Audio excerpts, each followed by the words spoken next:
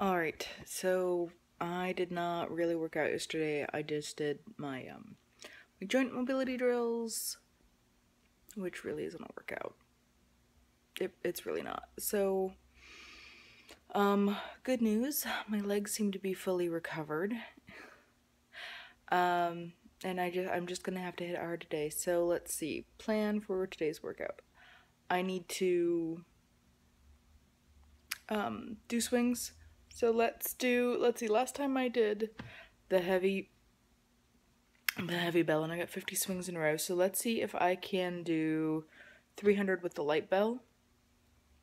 And I'll start off with a set of like 50 with the heavy bell. So back up to high volume. So yeah, okay. That sounds good. So 50 with the heavy bell, break, and then see if I can't get up to 300 with the light bell. So 350. I haven't done a high volume day in a really long time. Hopefully that'll be good. As far as the Arse dent watch 2016, my butt dent is now like 2 inches high and 2 inches wide. So for those not familiar with Arse dent watch, when I started doing kettlebells, I developed a dent in the middle of each butt cheek. So my butt cheeks look like W's.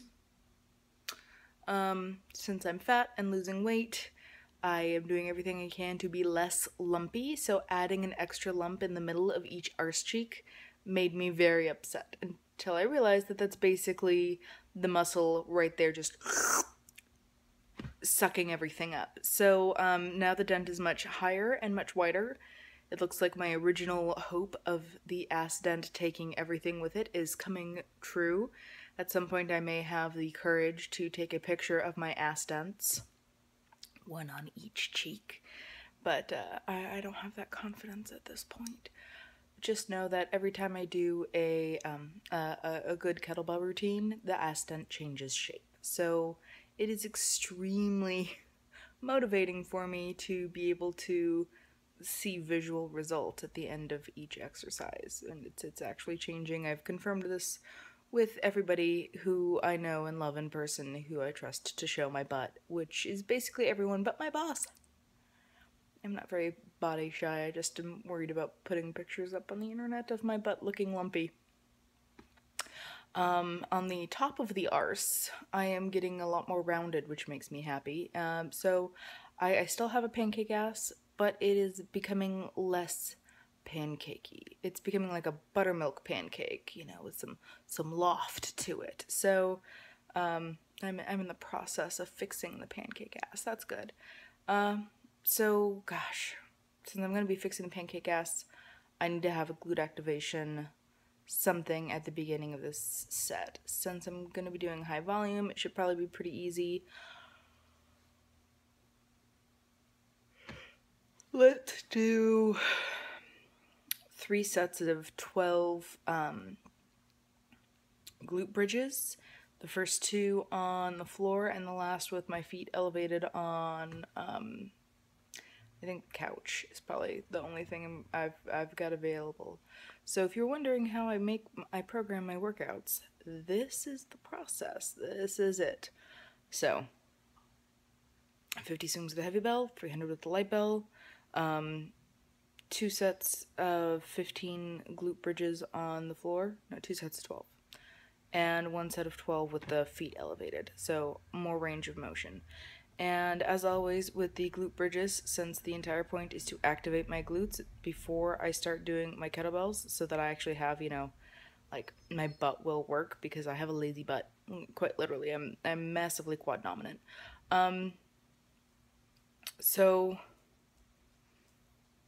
at the top of each bridge, I do like a 2nd to 3-second isometric hold, where I basically just hold the position at the very top and try to push like an extra centimeter past where my range of motion really is, because that is where the exercise is most intense for the glutes. So that's going to give me the most results in both muscular activation and hopefully growing my booty, which is very important to me, because I'm tired of having a pancake ass. I'm tired of having my gut fat stick out further than my butt fat. That's no good.